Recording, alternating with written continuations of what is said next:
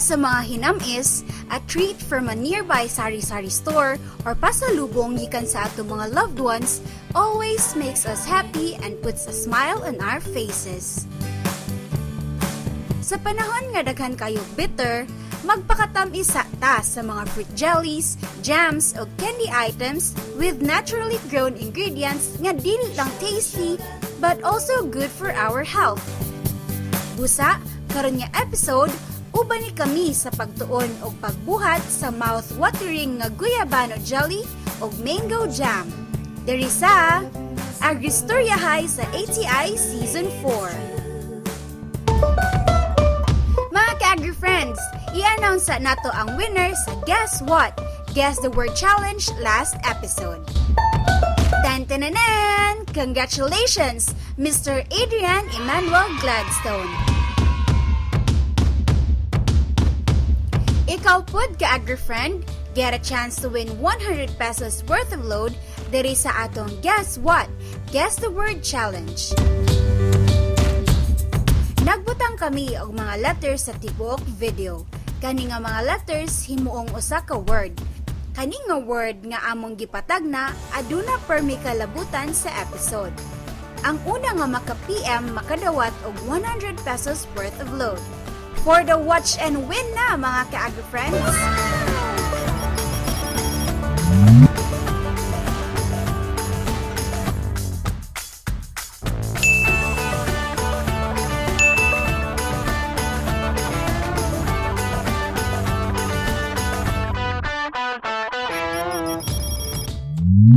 Para karon nga episode, niya kita karon sa Jimenez, Misamis Occidental para makauban nato ang mutudlo nato sa pagbuhat og guyaban jelly and mango jam. Isa ka retired nga municipal agriculturist og tag-iya sa isa ka learning site for agriculture diri sa Jimenez. Si Ma'am Vima M. Bolaño. Daw B, unsa pa man ang atong gihulat, let's do this! Ang una natong buhaton karon is guyabano jelly. Ang first natong nga ingredient kay ang guyabano fruit o ang gitawag nga abana. Fresh from the farm gid ni siya mga ka-Agri-friends kay si Ma'am Vima Padrid mismo ang nag-harvest. Diri pa lang daan makaingon na gyud ta nga healthy ug organic kay naturally grown ang atong ingredient.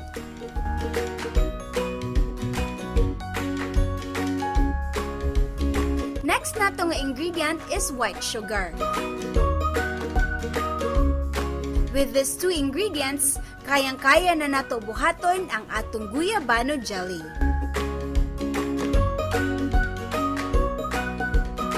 First step is atong pikaso ng atong guyabano ug atong pangkuhaon ang mga liso.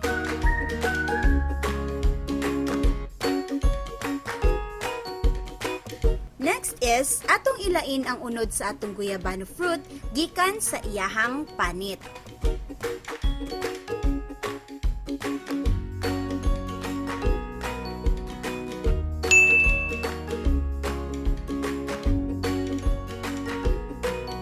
Sunod mga ka-Agri-friends is atong kumot-kumuto ng unod para mas magawas ang juice sa atong guyabano.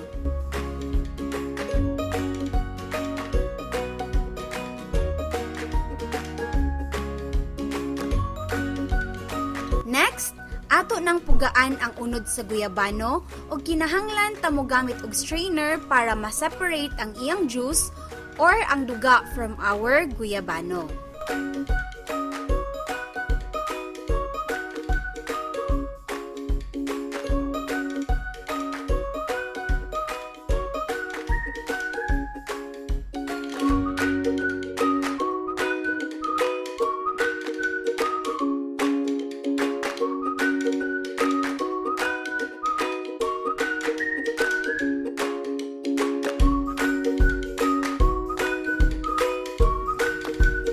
Mamahimo nga mogamit usab kita og cheesecloth para mas maka-extract pa jud ta og juice sa atong guyabano.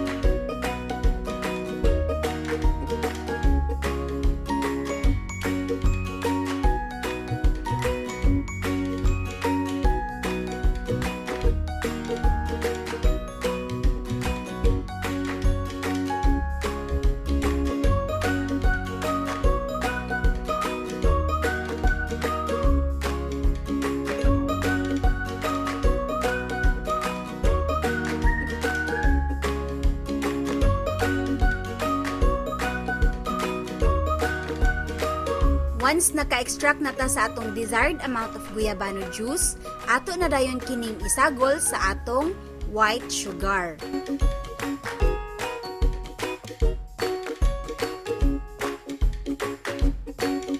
Sunod, atong kuraw-kurawon no para ma-mix pa og ayo ang atong guyabano juice og sugar.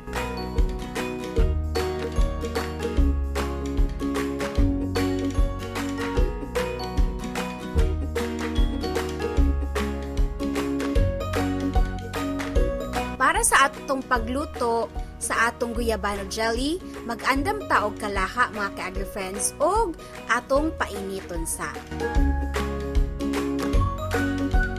Once na-dissolve na ang sugar, ato na silang ibutang sa atong di-prepare nga kalaha.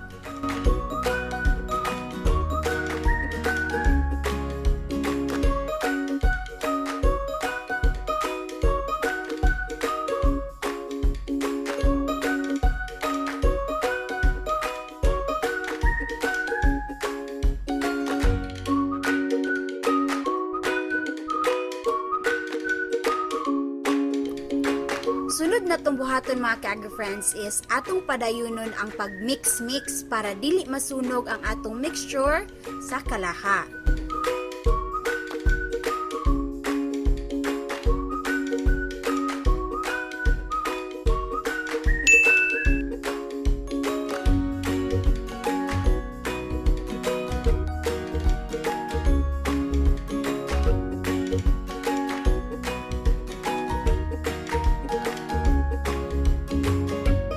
Always i-check pod ang texture sa atong juice if nag-start na ba siya nga mahimong jelly.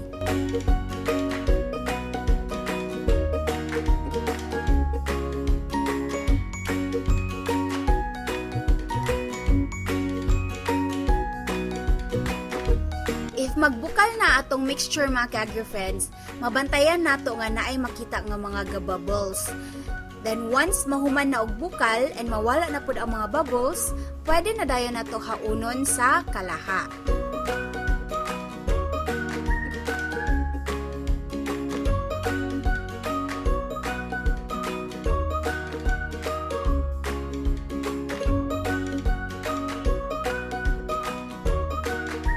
A few moments later.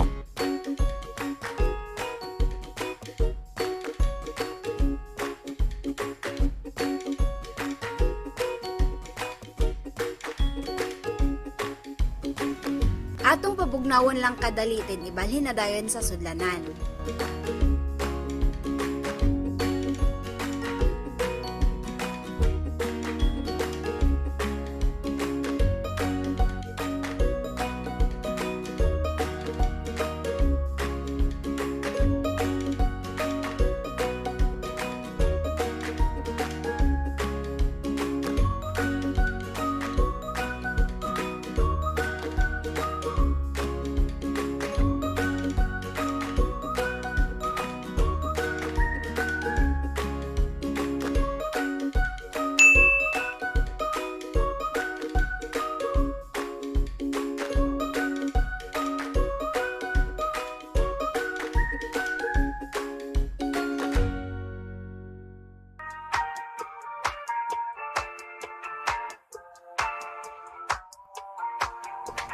And tan-tananan! As easy as 1, 2, 3. Nakabuhat na taog guyabano jelly.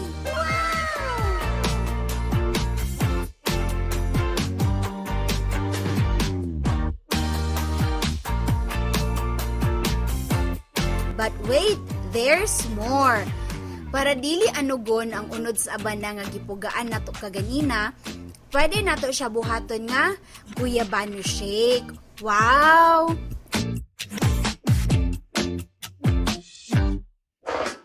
Atong ibutang sa blender ang pinugaan nga guyabano.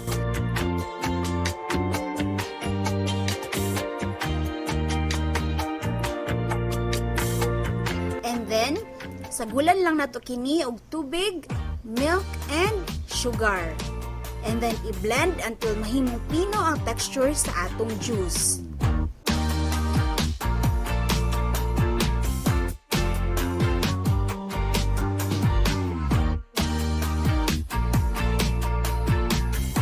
And there you go mga ka-agri friends, another healthy drink for you and your family. Diba, walang tapon jud diri sa atong guyabano jelly and of course, your healthy shake. Sunod na tong buhaton karon mga ka-agri friends is ang mango jam. Favorite ba nako ang mango? Share ko lang. Pareha sa atong guyabano jelly, all we need is our mango fruit and white sugar to make our jam. Trust me, dali ra kayo ni buhaton mga ka-agri friends. Kaya, let's go! First, atong pangkuhaon ang unod sa atong mango and then i-separate kini gikan sa iyahang panit.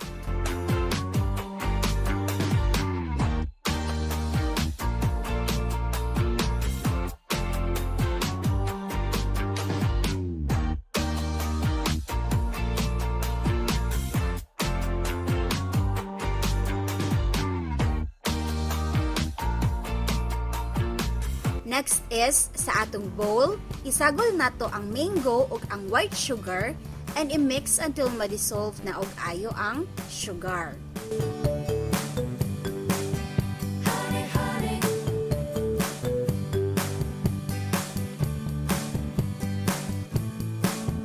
Sunod, pareha sa pagluto sa atong guyabano jelly, atong ibutang sa kalaha ang gimix nga mango ug sugar.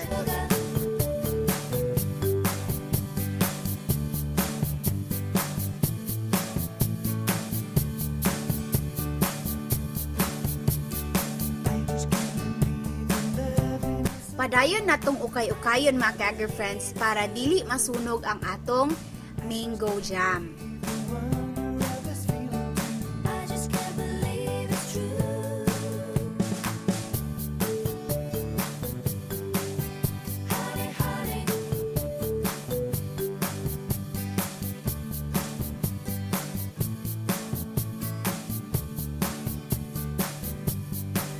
After magbukal and medyo na malapot ang texture, pwede na nato haunon ang kalaha.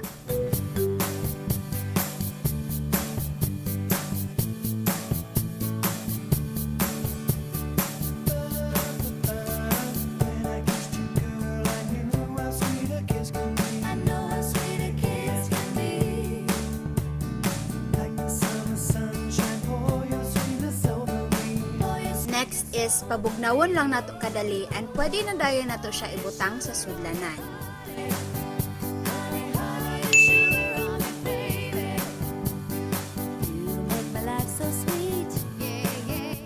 Again, as easy as 1, 2, 1, 2, 3, nakabuhat na taog mango jam. Magtulo man sa datong laway ani ay. Tinapay na lang ang kulang and solved na ang atong merienda.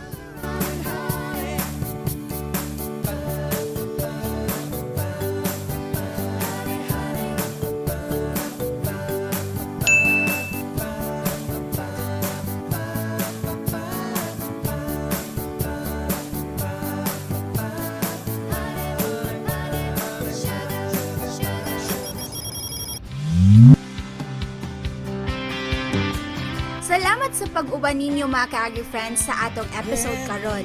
Atong natunan ang daling pamaagi sa pagbuhat og guyabano jelly ug mango jam. Busa, sulayo usab kini og buhat sa inyong mga balay. Galaw-galaw na mga ka-agri friends kay sa pag-process sa inyong mga organic fresh fruits, makagarantiya mo nga limpyo, safe ug lami ang inyong mga ginapangkaon. As they say, you are what you eat. So eat something sweet.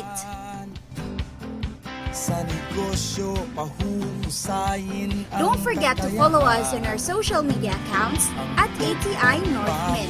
For more updates, visit our website at ati2.da.ph/ATI-10.